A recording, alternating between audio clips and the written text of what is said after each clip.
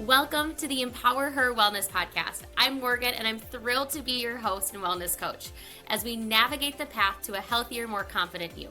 As the owner of Get Fit With Me, I bring years of experience in personal training, nutrition, and coaching to each episode. Join me as we explore practical tips and strategies for fitness, nutrition, mindset, and more, all tailored for busy women just like you. Let's empower your wellness journey and achieve lasting transformation together. Hello, everybody. Welcome back to an episode of the Empower Her Wellness Podcast. I'm your host and coach, Morgan Ekovich, and today we have a super fun conversation with somebody who has been in my life for 9+ years now, which is crazy that it's been that long.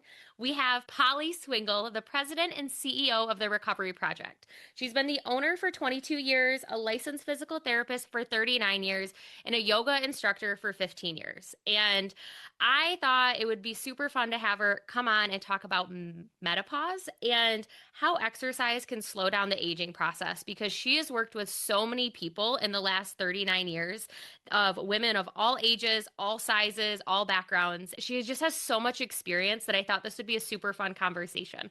So thank you, Polly, for being here today. Well, thank you so much, my dear friend Morgan. And when you asked me to do this, when we were, as you know, socially hang out all the time, I was like, absolutely, I would love to do this because she knows this, but I also have a podcast that I'm going to copy this and record on or post on mine as well. So let me give you a little background about myself, and then we can kind of dive into this topic. Now, personally, this topic, I've learned so much from a personal basis because I am almost 62 years old. So I've gone through perimenopause. I've gone through menopause, and being somebody that has always, I'm going to say, been fit. I've always loved exercise. And let me tell you, I have done exercise my whole life, from being a competitive swimmer, from the kickboxing phase, from the step aerobic phase, from the where we put these stupid slippers on our feet and we slid from side to side. Now, some of your older audience, I was a Jane Fonda fan. Now, Yes. Morgan, you probably have no idea what that is, but I know who Jane Fonda is. Yeah. So we would watch these videos. I'd put on the tights, excuse this, but with the little thong thing on and the leg warmers, and I would do the Jane Fonda videos. So when I went through perimenopause, at the time not knowing I was going through it, and going through menopause, my body started changing. I educated myself, and this is what I want to share with your audience, and I pivoted on how I took care of myself. And I can safely say now at my age, my body's doing great. I'm so happy where I am. So we're going to dive into that. But a little bit about me. You already said what I do. I am one of the co-owners of the Recovery Project. So since we're doing a podcast, I have to plug it just for one moment.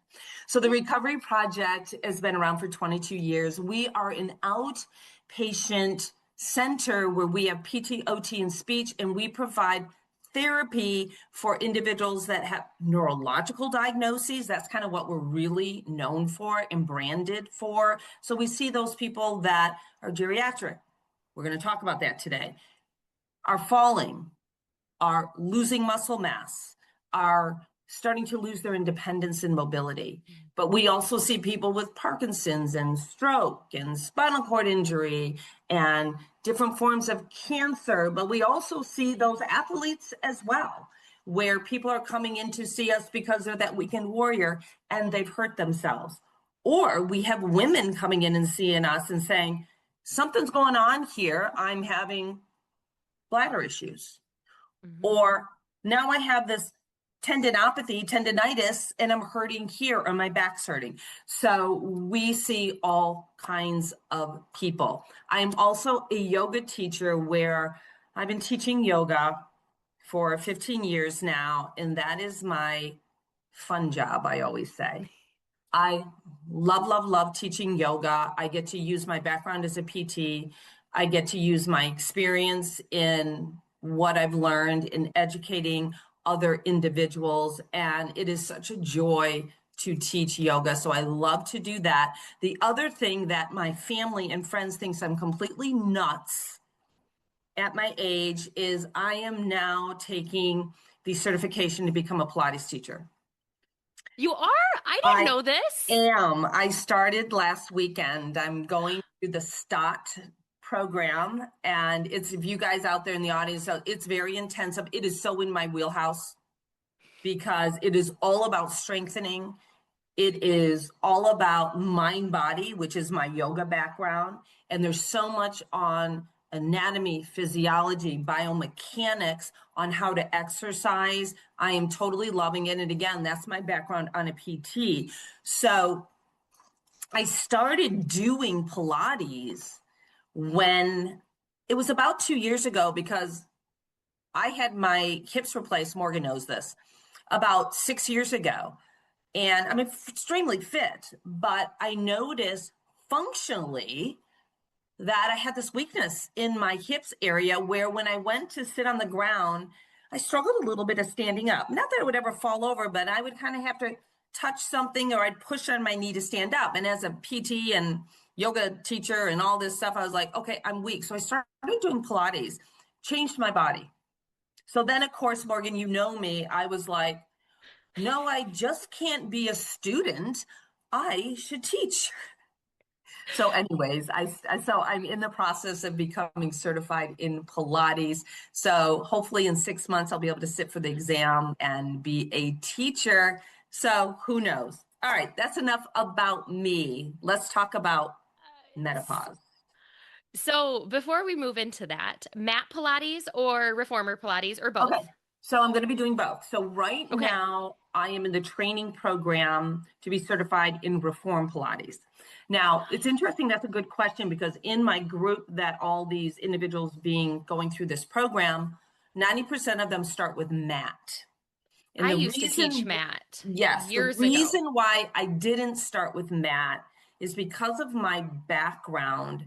Mm. I know a lot about mat already because the exercises will really fall under that PT umbrella. Got it. So reformer is going to take more brain power for me to learn that. So I'm tackling that first. Then I will take mat. And who knows, there's so many other things that you can expand in the Pilates world. I may go into different pieces of equipment. They have different certifications for adaptive Pilates, which again is in my wheelhouse.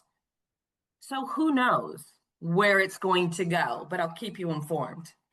I love this because I think so they have a podcast and I'll let Polly talk about it at the end. But one of the things that TRP is prides themselves on, and honestly, Polly, you yourself prides yourself on, is research and educating. Like literally the amount of research and education that they provide to their employees, that they provide to their patients is unbelievable. And you are just a great testament of like, you're bored. I'm going to put in quotations of like, oh, let me go get another certification because like let's just learn more about it. And I love that. And I just love that you take that into your own hands in all areas.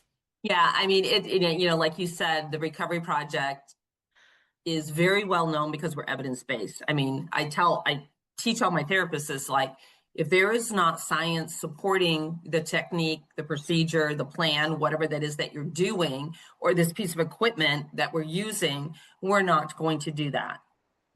And I agree with you. There's so much evidence out there on the importance of strength training. I Mm, mean, we're going to talk about that and the importance, especially as you age. yes. Really starting, you start losing muscle mass in your 30s. 30. Mm-hmm. So if you are not educated, already exercising in your 20s, by the time your 30s hit, you're behind. Which is crazy because 30 doesn't seem that old. I just turned 30.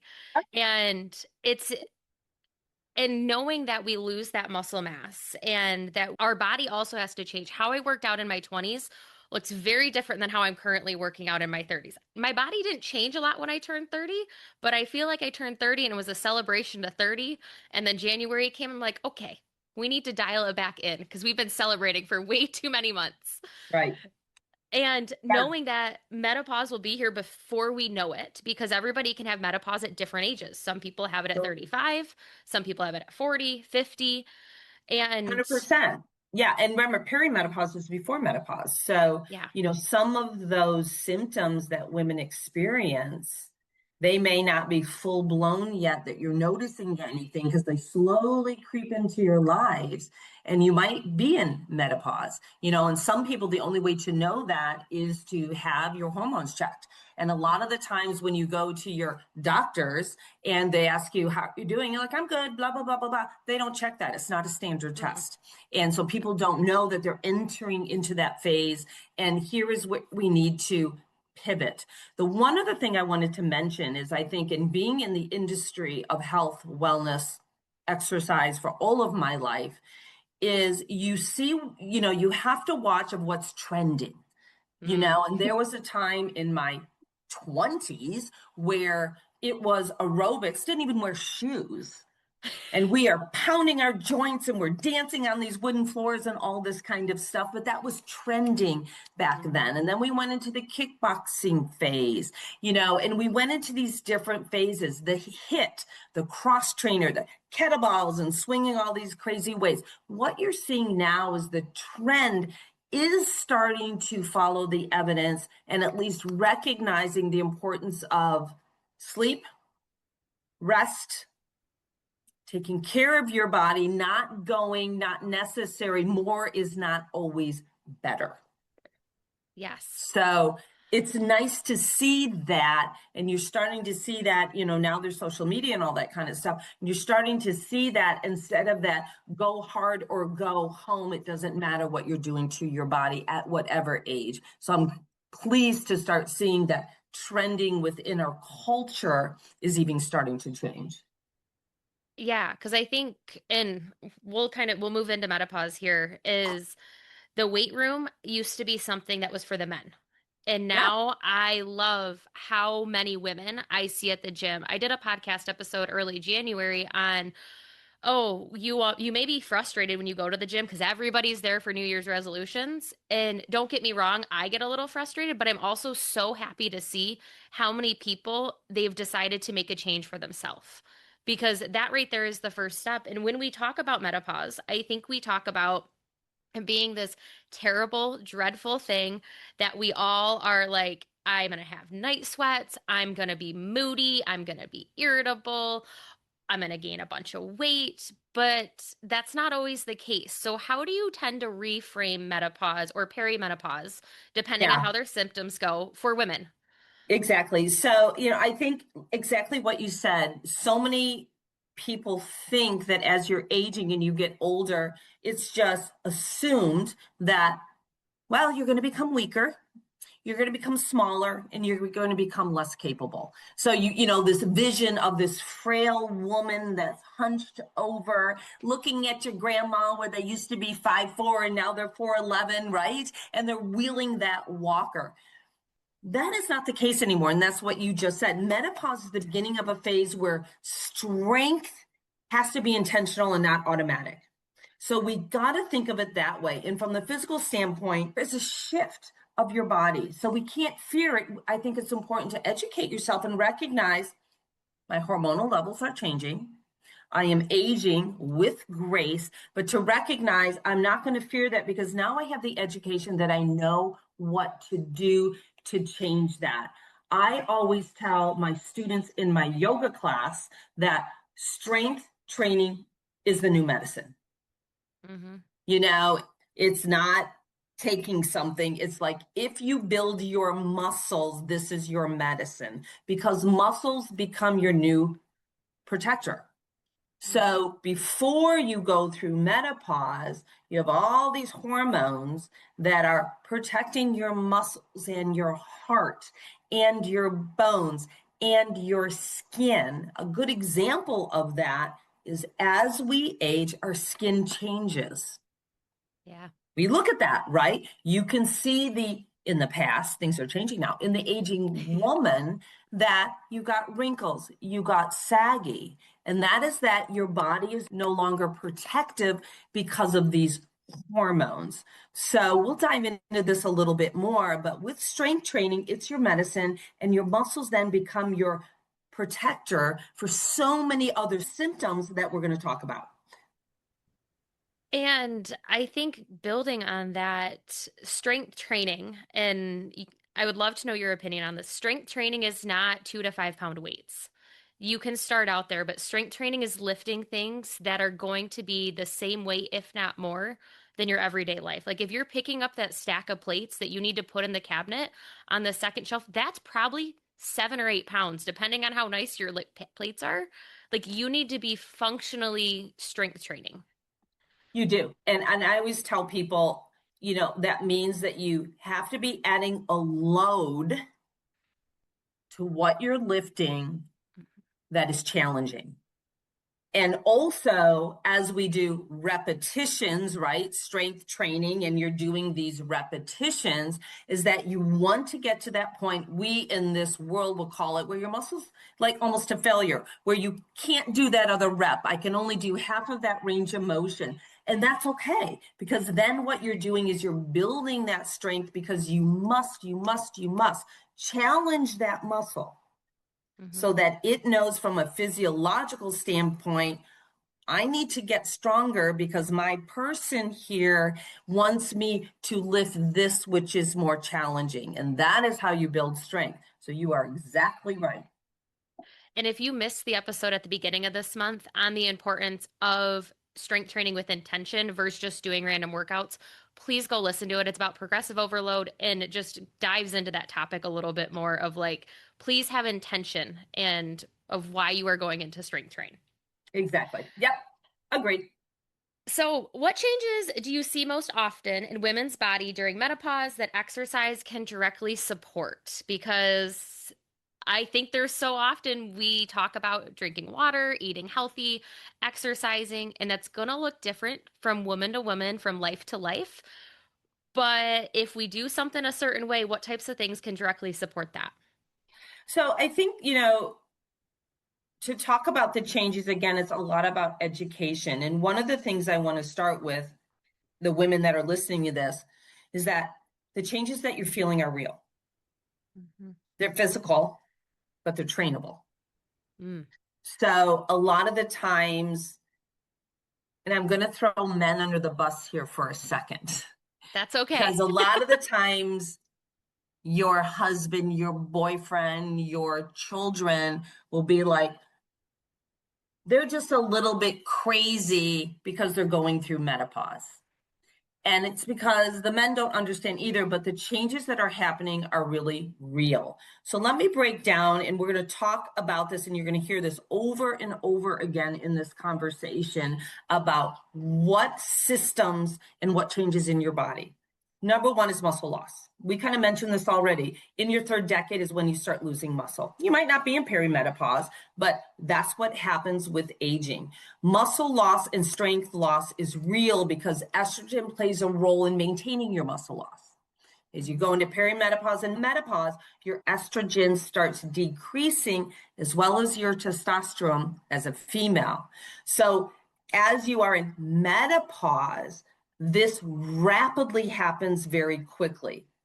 What weight training does, and you've said this in all your past podcasts, is weight training preserves lean mass. It builds muscle. And when you have muscle, it supports your metabolism. You can metabolize everything, energy, food, a lot better.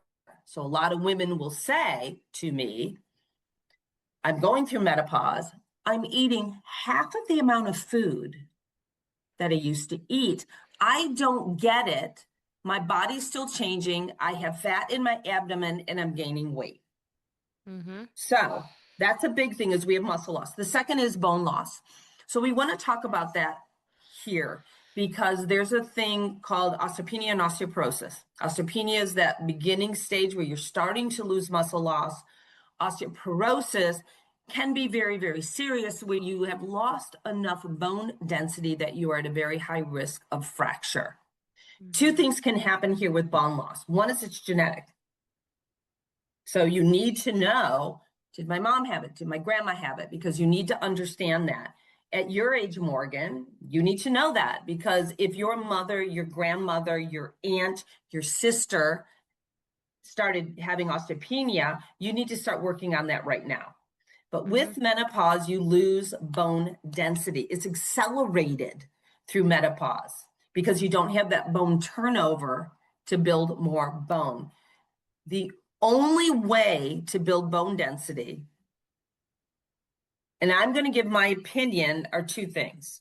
One is, yes, there are medications out there now. You can take them. There's pills, there are injections, blah, blah, blah, blah, blah. But you have to do weight bearing and resistive exercises to reverse bone loss. That is about strength training. I tell my patients that if the muscle is not pulling on the bone, it does nothing to change your bone density. As you just said, so you have to have enough resistance that bone is pulling, or excuse me, that muscle is pulling on your bone. I also get a lot of women that are older and they say, my joints are hurting, so I'm doing my exercises in the swimming pool. If you have osteopenia or osteoporosis, I do not recommend that. And the reason for that is because you're buoyant. So you're not getting that pull on the muscle's not pulling on the bone, unless you are in that pool and you are adding resistance with the water, those paddles, whatever that is, then that could change your bone density. So you need to have gravity on your body, pulling on your body, if it's walking, if it's weight training, whatever, because of the loss of bone density. Let's talk a little bit about the fat distribution, which is real.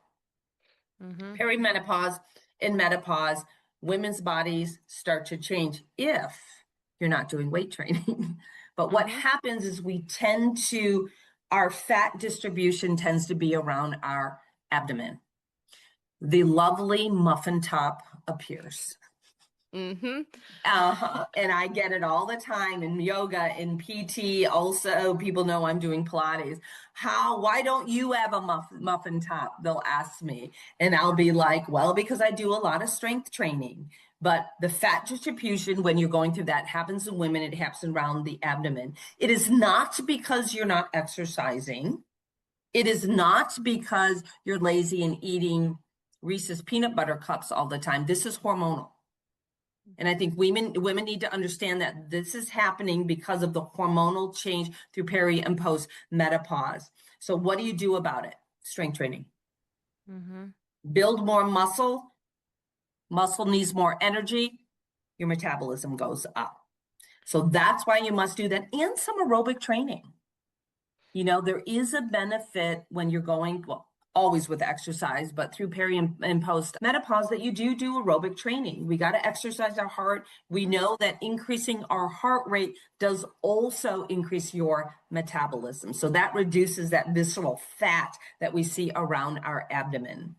The other thing, I think, the changes that we see through menopause and perimenopause is that women start complaining about more joint health and joint stiffness. We see more of these, we call them tendinopathies, but these tendinitises. You know, my elbow's now hurting right at the joint. I have this pain in my hip or in my shoulder. That's a real thing. Because of that hormonal change, we have less lubrication in our joints. Therefore, you can get joint stiffness. The other thing that happens is that because of this decrease in these hormones, we tend to have more inflammation in our body. So inflammation results in tendon pain and joint pain. The last two things I want to mention on this topic is your balance can be affected and your coordination can be affected. So we know that as we age, our balance abilities, for example, standing on one foot or just standing there and closing your eyes, all of a sudden you're like, wow, I feel a little bit unsteady. That naturally happens with aging. It's accelerated through menopause. So everything we just talked about, so much of that is due to the strength component and the loss of muscle. You lose that ability to coordinate things and to balance, which increases your risk of falling. And if you also have osteopenia or osteoporosis, you got it. That can result in a fracture, and we don't want to get there. The last thing I want to mention about what we see with perimenopause and menopause is mood changes, cognitive changes at times, and confidence Yeah. changes in women. This again kind of goes back to the friends, the kids, the husbands, the boyfriends that said, oh my God, they used to say that when we would have our period, right? Don't talk to them at this time because they're crazy.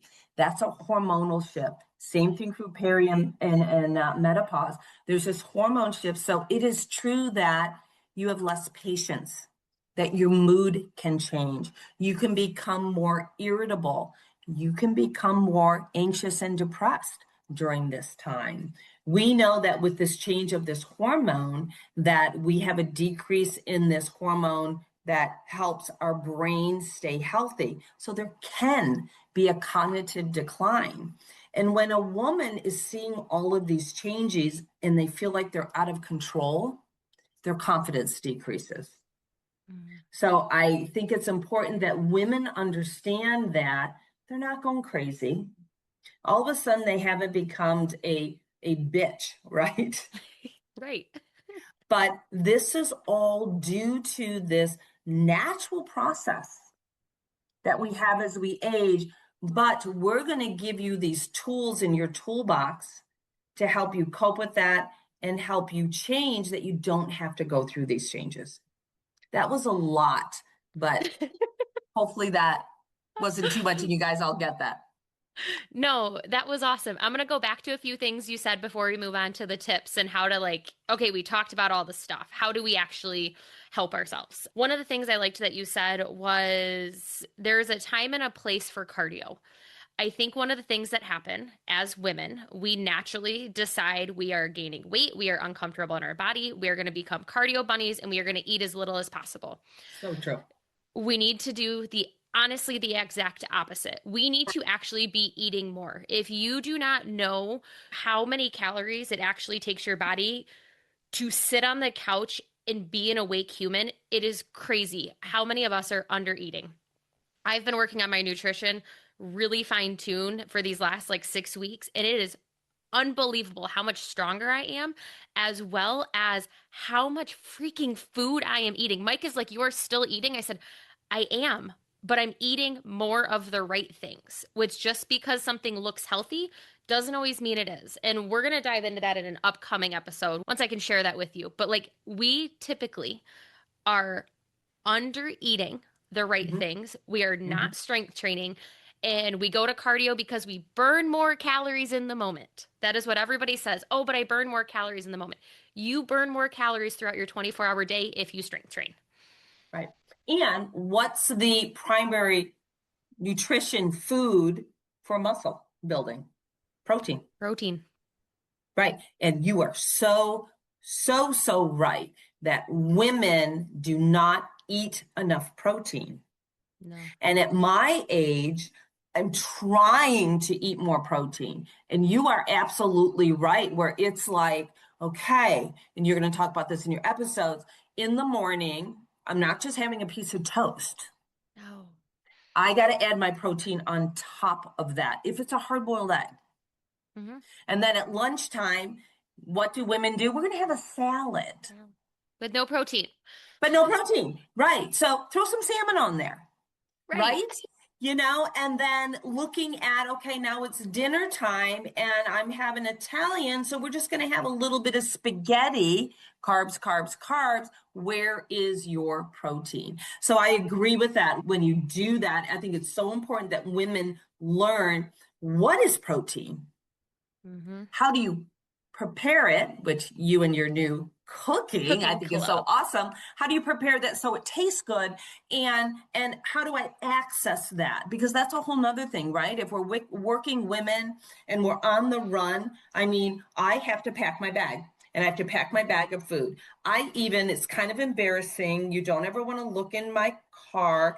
I have things stashed in my car. If it's almonds, if it's whatever, if it's a piece of cheese, or I have my cooler with me because as I'm going, I know like I can't stop for lunch. I have all these meetings, but I have to eat while I'm driving because I got to put the protein in my body. Yeah. And we're so busy taking care of other people that we don't think about our own meals. And then all of a sudden it's been 8 hours and no wonder we're a bitch. I am not fun to be around when I'm hangry. Polly knows Right, this. Like when I start to say I'm hungry, we got about an hour to figure out what we're doing for food, or Morgan's right, going to go off on her own right, because my, I am not fun. And a lot of us aren't, but we don't realize that that's what part of that is. right. And you are right that this myth, or culturally, women were supposed to eat like little birds and little rabbits. And that is not the case to support metabolically what's happening in your body. There's in your 30s versus in your 60s. At my age now, and this was a hard flip for me because I've always been, and I think it's because of the generation that I grew up in. I want to make sure I'm thin. I don't want to eat too much. And now, when I do weigh myself, which I don't weigh myself very often, but I weigh myself at least once a month. And when I notice I've even lost 2 pounds, to me, that's concerning Hmm. because I don't want to lose weight. I don't want to gain 10 pounds, but if Right. I am losing weight, I know that I need to nutritionally look at what I'm doing. Since I do so much strength training nowadays, I'm building muscle, and muscle weighs more than fat. So women have to remember that. But if I'm on the scale and I know I'm building muscle because I can see that in my body composition and I'm losing weight, that means I'm not taking enough nutrition in. Absolutely. And sorry, the side thought, the other thing I've been seeing is normalizing that a normal adult female body does not weigh 120 pounds. No, We have this preconceived condition that we have to be the smallest. And if you follow any of my socials, you'll know that I'm totally the opposite on that. I want you to be strong and confident, but like I'm far from 120 pounds. And as an adult female, the BMI scale, when your doctor tells you about your BMI, do not listen to it, do what you need to do, but do not take that into account because it doesn't take in the strength training. It does not take in your muscle mass, your lean body mass, any of that. right. So No. that little rant, sorry about that. We kind of got off track, And but I agree with you. And I think it's important that women hear that and understand that, and especially with this topic. Because a lot of people, as you just said, these changes are happening in our bodies and they keep saying, oh my God, I need to go on this massive diet and blah, blah, blah. And I need to go into should I take the GLP-1 drugs and all that kind of stuff? And it's like, no, whoa, stop. And that could be a whole nother podcast, which Mhm. anyways, get off my soapbox is so concerning because of the muscle mass loss. But anyways, moving on. The muscle mass and the osteoporosis, both of Yeah, those. yes, We'll do our next episode. We'll do that on that one because yes. I think that's a really great conversation. Okay, so let's move into this. I think we covered this already, but I want to make sure there was nothing else. How does exercise help slow and support the aging process beyond weight and aesthetics? I think we covered all of that on the way that we get stronger, therefore our body has a higher metabolism, so on and so forth. But was there anything else in that Yeah, you wanted to I touch mean, on? I mean, and again, and this is some like science garbage, but when you're building muscle mass, muscles release all kinds of, an easy way to think about it for our audiences, like chemicals or hormones. They call them sometimes neurotransmitters, all this kind of stuff. But they release these, let's call it chemicals, out of the cell. And one of these things are called myokines. But why that is important is that these muscles release these chemicals that are anti-inflammatory. And we are learning more and more through science that inflammation causes pain. Inflammation causes joint issues, but also inflammation can cause other diseases, cardiovascular disease, diabetes, seeing it now with some cancers. So looking at your mortality of life for the rest of your life, going back to building muscle is so important. The other thing is your brain, is that as you build muscle, your brain starts to release more of this hormone called BDNF. It's brain derived neurotrophic factor. All that means in English is that is such an important chemical to be released in your brain because it helps you with memory, cognition, problem solving, gets rid of that brain fog, Mm-hmm.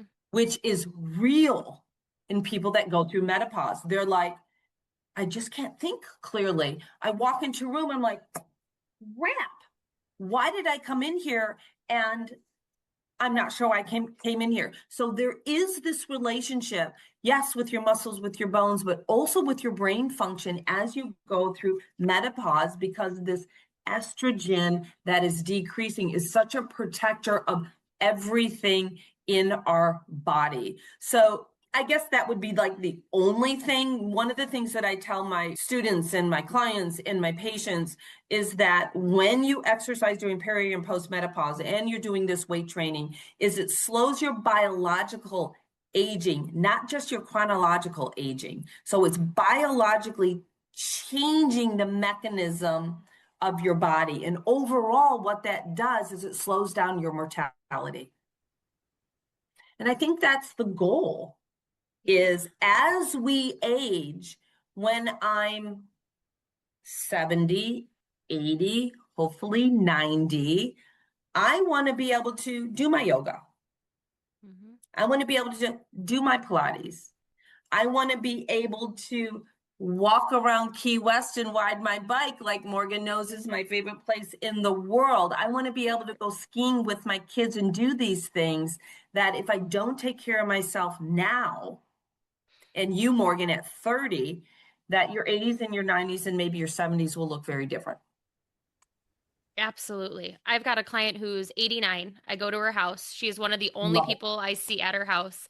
She had a stroke probably about 15 years ago now. And our main goal is to make sure she can continue to do the things that she wants to do. She lives alone. So imagine being 89 and being able to continue to cook, move around your house, get dressed, do laundry. Like, I want, if I'm going to continue to live to 90, I want to be able to do the things I love and I want to be able to be independent. There's so many people that aren't able to be independent at that age. And some of it is there was a fall, there was this and that, but a lot of it is preventative if we Well, choose to be preventative. yeah, yeah. And I can't emphasize this enough. You must start doing that earlier in life. You know, I have people that are 70 and all of a sudden they're getting it like, oh, I need to do something a lot harder Mm-hmm. to get to that point and to learn and be motivated to exercise regularly to do that. I mean, a good example is, my mark. And Mm-hmm. I'm this, and you're like this too, Morgan. We are both these crazy, healthy exercise people. We're going to go on a walk. We're going to go do lunges. We're going to do all this stuff. And then we're looking at, and he's like, I don't have time for that. But they're sitting in their chair and watching the PGA tournament. Anyways, Yes, and that is a good reminder too that I think for women it is hard through these transitions of life where you've got the kids, so the kids come first, and then all of a sudden you're in the house and you're empty nesters, and you and your partner may not be on the same journey, and that is okay. But yeah. it's important to have people in your circle that are on the same journey. You have your own community, whether it's a girlfriend, a family member, an actual fitness group that you go to. Having a community of people that you can go to and share these wins, because your partner will not always understand. And sometimes when we see that, we decide, okay, it's not worth it. If it's not worth it to them, why is it worth it to me? That's not the case. If it is worth it to you, continue to show up. Yeah, and I agree with that. I think that's why going to a yoga class is Mm-hmm. popular. Some people are going to these group Pilates classes, going as a group to be like, let's all together do weight training. Yeah. And it's because you then are supporting that other person. And you said, hey, I'll see you Thursday at class. And you're like, okay, I committed to that. I need to go do that. And I can tell you, I know what to do, but Mhm. I go to a yoga class because it makes me accountable and I know what to do. And I am that type of person that does better when I have someone telling me what to do and I'm with my community and we support each other. So 100% agree with you. I love I that. even I even been doing that with the gym. I've been going to Planet Fitness every morning and it's been great. I don't talk to anybody unless I'm asking if the equipment's open, but just seeing other people that have shown up with intention that day. Yep. A couple weeks ago, the gym was closed and I had to work out in my basement. And I'm like, this is weird. I got distracted with the laundry. The workout Oh, took yeah. 2 times as long because I had other things, but I still got it done. Agree.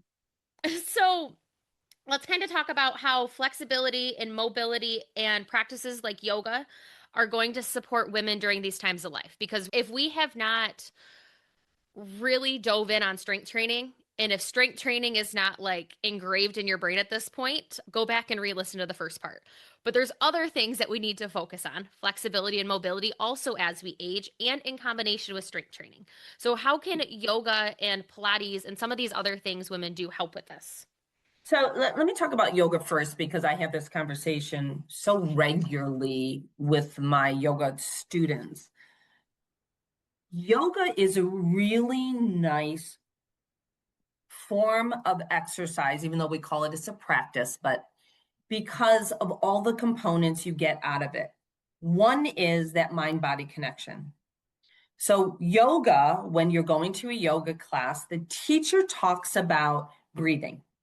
Mm, There's so much science out there that breathing through your nose, a deep breath, regulates your nervous system. And this is how to think about it, you guys out there that are listening to this, is that we have this thing called an autonomic nervous system. Don't need to know about it, but there's two parts of it. It's a sympathetic and parasympathetic. And this is how I explain it to my students. If you're driving down the road today, it's snowing a little bit, and all of a sudden you lose control and you start fishtailing, what does your body do? Heart rate goes up. You probably say, oh shit, hmm and you feel anxious. Maybe you can sweat a little bit. That is normal. That is your sympathetic system. It's called your fight or flight. It's normal because it jacks you up like, holy crap, I need to be aware. It increases my awareness that I can protect myself. It's almost like if a lion is chasing you, you're not just going to sit there and go, hey, what's going on? You're going to run and get the hell out of there. But your body reacts to that so that you can run faster and you think quicker. That's your sympathetic system. We have to have that to survive. The hmm opposite of that is your parasympathetic system. It's called your rest and digest. You are chilling, man. So hmm that exactly. So that is that time where you feel totally relaxed, listening to some music. Maybe you have this beautiful candle scent. You're breathing through your nose. You aren't anxious. Your heart rate isn't up. Your temperature is regulated.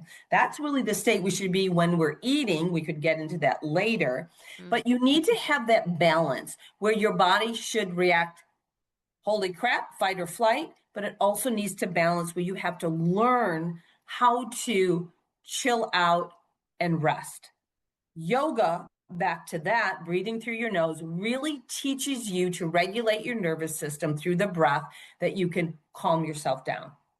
hmm So when you're practicing yoga, you may be doing several postures in a row, heart rate goes up, but then the teacher will teach you, let's go into child's pose, for example, and let's focus on our breath. So then you regulate it back down. And that is a tool that you will use every single day to regulate your nervous system. We know through science that if you stay in a jacked up position, fight or flight position, and you're anxious, you have more inflammation, you have more disease, and your mortality is less. We don't want to go there. So, yoga, that's one good thing. The other thing that's really good about yoga is the flexibility. As we age, and we already talked about what happens with the lubrication of our joints with the decrease in the estrogen, we get stiffer. You may hmm also have a little arthritis, which causes inflammation, which means you have less mobility and flexibility. Very, very important to maintain your flexibility because that helps with your balance and we call it your reaction time, meaning that if Morgan was standing there and I pushed her real quickly without her knowing, that she'd be able to catch herself. She can react to that. Part of that is that mobility and flexibility of your joints to react very quickly.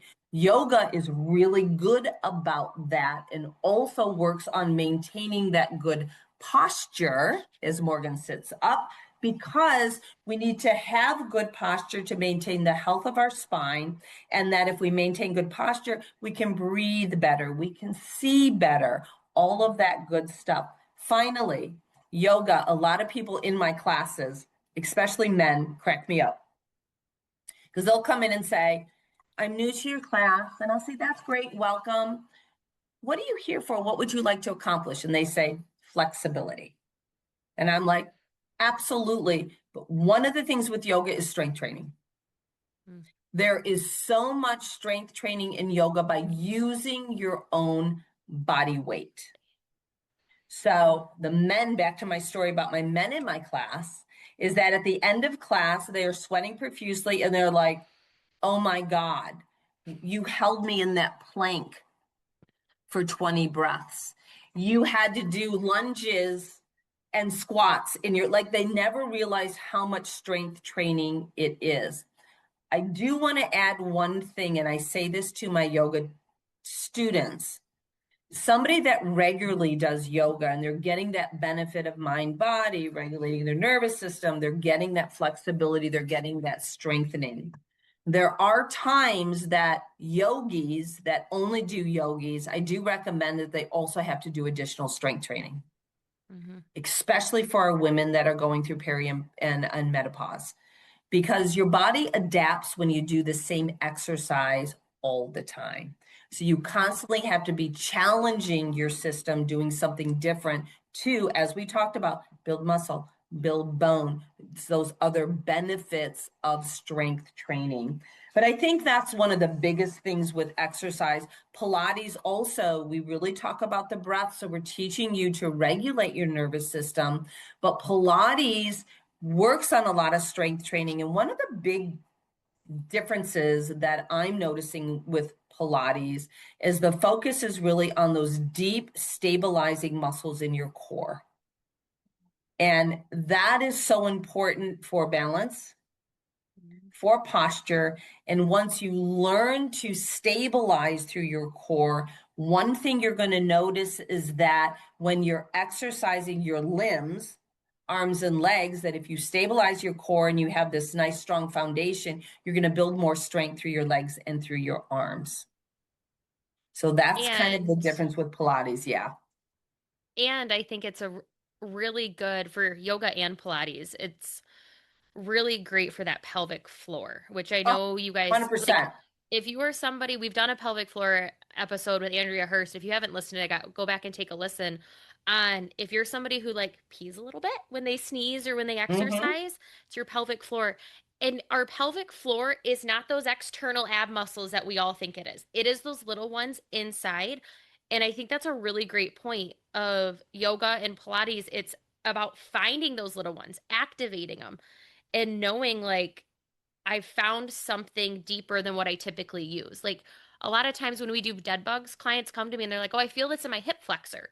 Like that core Yeah. is not being used. Like it's a very simple move, but our hip flexors and our quads take over. When Yeah. really that's a core exercise. And I'm like, if we Right. can Right. master that, if we can master a pelvic tilt and a glute bridge, you're already on your way there.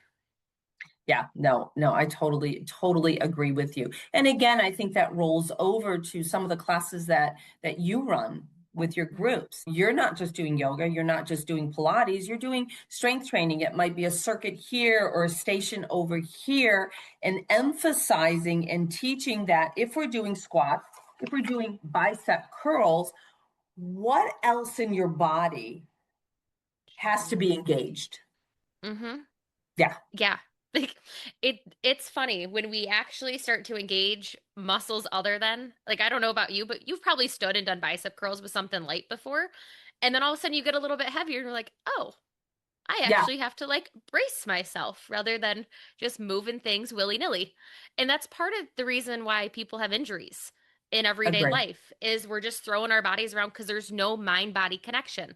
Yeah. And as we continue to age, one of the other things that I think happens is our way we recover changes. How our body recovers, whether it's after a workout, whether it's after a walk, whether it's been snowing, you maybe didn't get as much movement in, all that changes with menopause. Yeah, and I'm so glad you brought that up because if we didn't get to it, I was going to sneak it in here as well on recovery and aging. And we kind of mentioned this that more is not better, Mm, especially as we age. Recovery slows down as we age. Also, we already talked about this repairing of our muscles. That is also affected as we age. The protein synthesis is affecting as we age, and that just means how we repair muscle and how we repair other things. So rest is crucial. mhm. So it's very, very important that you know that more is no longer better, that rest is no longer passive, that's an active skill. And what I mean by that is I always teach people that I want you to actively think, how am I going to rest so that my muscles or my joints or my ligaments can recover? One of the things, and I don't know if you've done a podcast yet on the importance of sleep. Yes. And there's so much science out there on sleep. It was not there a decade ago Hmm. of the importance of sleep. Making it extremely simple for our audience, sleep is where your body repairs. Hmm. Period, the end. And Yep. so those people that say, I only need 4 hours of sleep. No, no.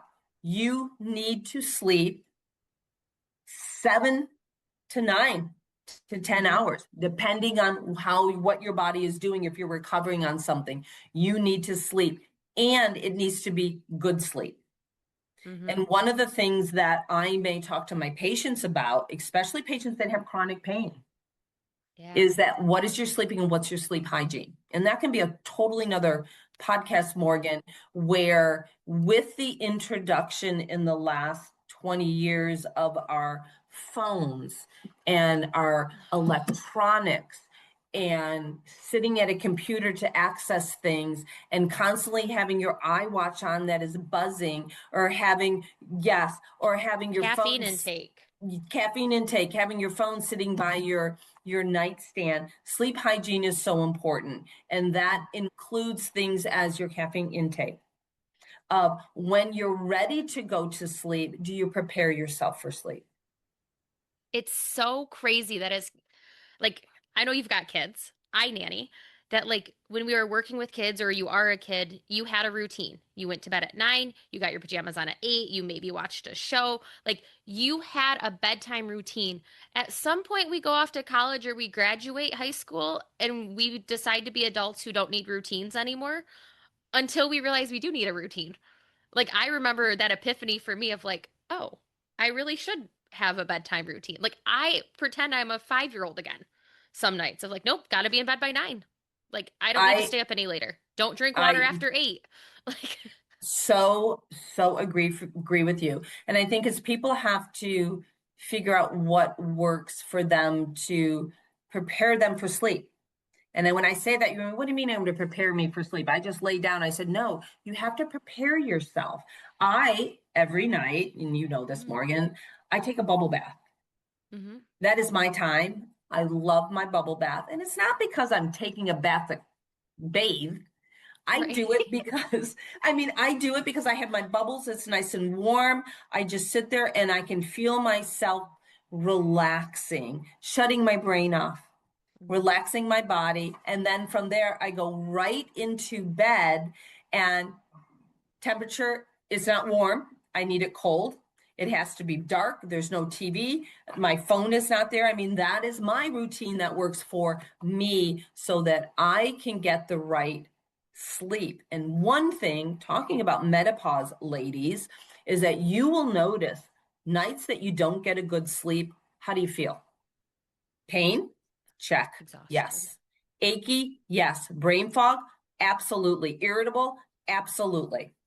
That Hungry. is, yes. And that is so related to Your body needs to recover during sleep.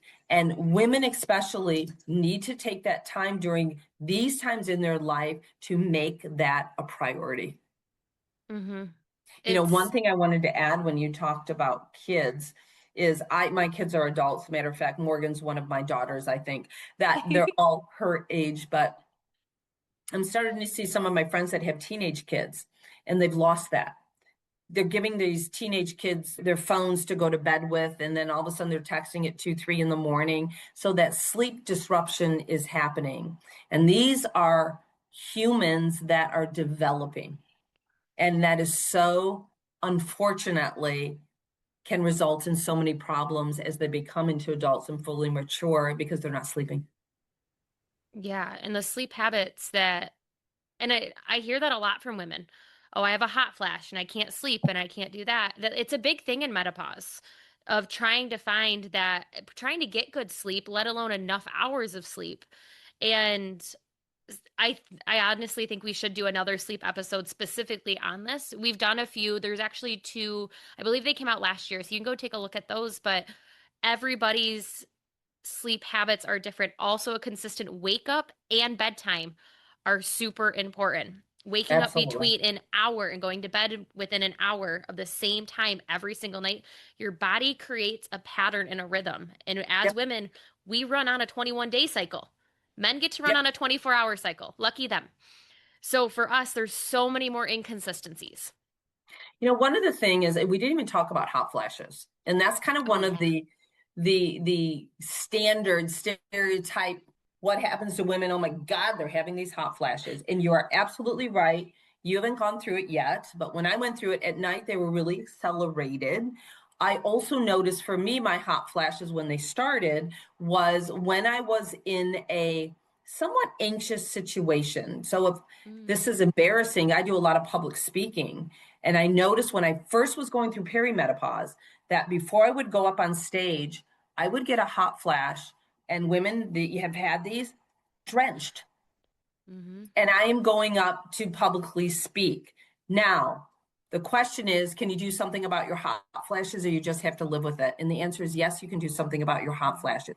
Everything Morgan and I just talked about strength training, exercising, sleep, taking that protein in, watching your nutrition, you do all of that, your hot flashes will either go away, they will go away quicker, or they're less intense.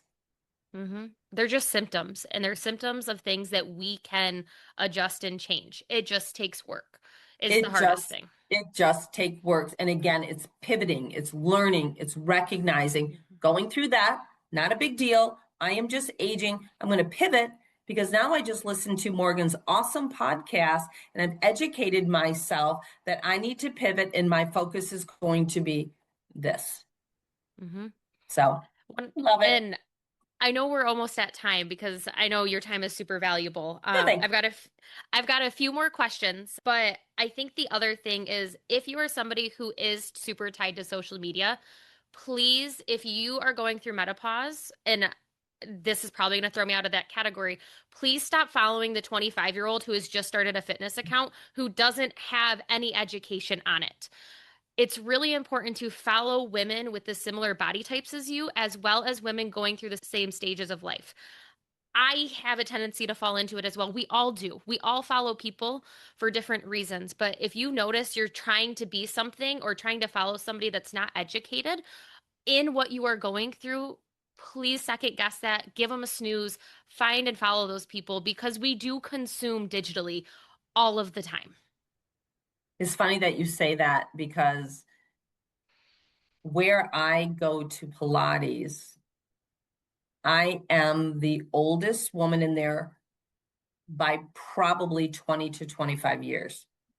One thing that interests me in becoming a teacher is that right now, because of social media and what's going on with Pilates, it's all the big hype for 20, 30 years old, and you're going to do this and do that and look like this. There's so much benefit to that for my generation, for Mm-hmm. my age, and it needs to be branded and marketed to those people and taught by somebody that understands Here's my body at 50 and at 60 and at 70 and at 80. Great point.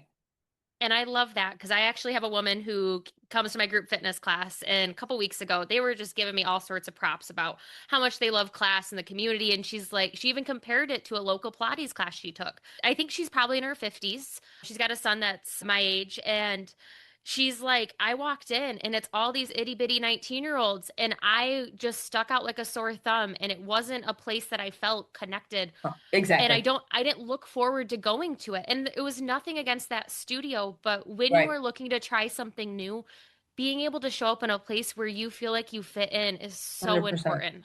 100%. 100%. I love that. Okay, so let's wrap up here. Let's kind of rapid fire. What's a common myth about exercise and menopause that you'd love to clear up if there is one out there that's kind of rolling around in your brain? All right, here's the myth. Women should slow down and do less exercise during menopause because their bodies can't handle it anymore. Myth, myth, myth, myth. The truth. Women don't need less movement during menopause. They need different movement. Everything we just talked about. Perfect. I love it. For women who feel overwhelmed or unsure of where to start, because we covered a freaking lot today.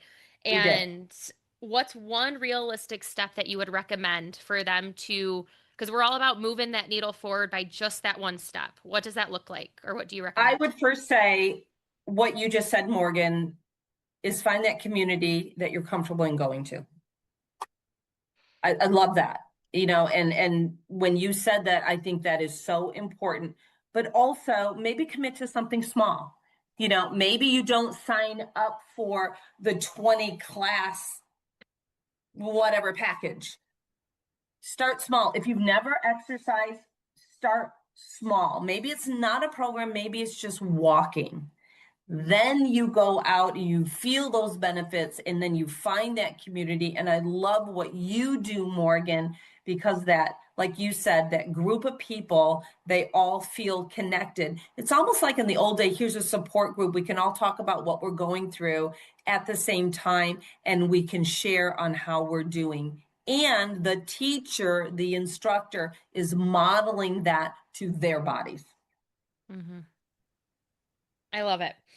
And then I want you to share if you could leave listeners with one empowering message about menopause, movement, and aging well, what would it be?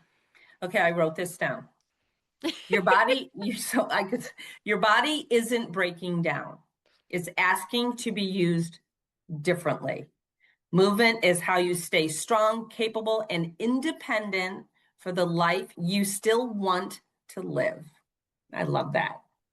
I love that. I love the part about it's being asked to move differently because I think that happens and we all think we're failing. When we don't see results, Yeah. we think we're failing.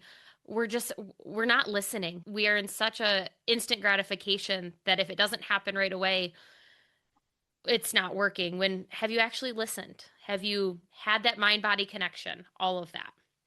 Yeah. And I think it's okay to learn and understand I'm pivoting. I'm just going to pivot, Hmm. and I always say this to women when they come to me and said, I've done this, I've done this. I keep coming to your yoga class and nothing is changing. And I said, okay, then let's change. So what can we do differently? And it's being acceptance of that and being, all right, I'm going to educate myself and I'm going to pivot. I love that. So, before we wrap up, I would love for you to share a little bit about anything else that you wanted to, whether it's your podcast that you guys have, how people can get in contact with you. Because I know whether it's coming into taking one of your yoga classes, Polly is not Lansing based, but she is Michigan based. So, not too far. Any of things like that that we Yeah, can do so to I can support you. So I teach yoga at the Plymouth Yoga Room in Plymouth, Michigan, right on Forest. So again, come take one of my classes. That would be great. But it's also an awesome studio to learn, even as a beginner, how to do yoga and then expand on that. So the Recovery Project, first of all, check out our website, everybody, www.therecoveryproject.net. That Our website is so full of information. You can sign up for our newsletter where it is so educational. You can learn so much from our newsletter, so please sign up for it. You can follow the Recovery Project on all of the social media. We are on Instagram and Facebook, and we are not on YouTube yet, but maybe that's something that we will do really soon. And then always, if you have anybody in your life that may need some therapy, our clinics are located in Livonia, Clinton Township, East Side people, and then of course in Lansing as well. So please reach out. And then anything, if you ever have any questions on anything and you have contact with Morgan, trust me, Morgan and I see each other all the time. She knows how to find me. Yes, and the Lansing Clinic is right there by Lansing Christian. So for those of you who are locally based, it's right off the highway of Jolly and Dunkel. I highly recommend them for literally all of their therapists. Doesn't matter which one. They are so down to earth and awesome. I've sent a handful of my clients there, and it's great because I cannot always do everything. There are things that are out of my scope, but to have a resource that I can pair with to say, hey, you need to go and get extra help here, and we work simultaneously together, it is an awesome resource. They are highly, highly recommend. Well, thank you. This You're was so much welcome. fun, Morgan. I love you. That was awesome. Thank you. For those of you who are still here listening, thank you for joining us today and being part of the Empower Her Wellness podcast. Polly and I are going to do a few more episodes together in the upcoming year. So keep an eye out for that. Make sure to share and subscribe if you are on YouTube. And if you want to learn how we can work together, remember, check those show notes, send me an email with the word Kickstart, and we can talk about how working together one-on-one could look. Until next time. Thank you for tuning in to the Empower Her Wellness podcast. I hope you found today's episode inspiring and packed with actionable tips. Remember, your journey to becoming the strongest, most confident version of yourself is just beginning. Be sure to subscribe so you never miss an episode and join our community of empowered women. Until next time, stay strong and stay confident.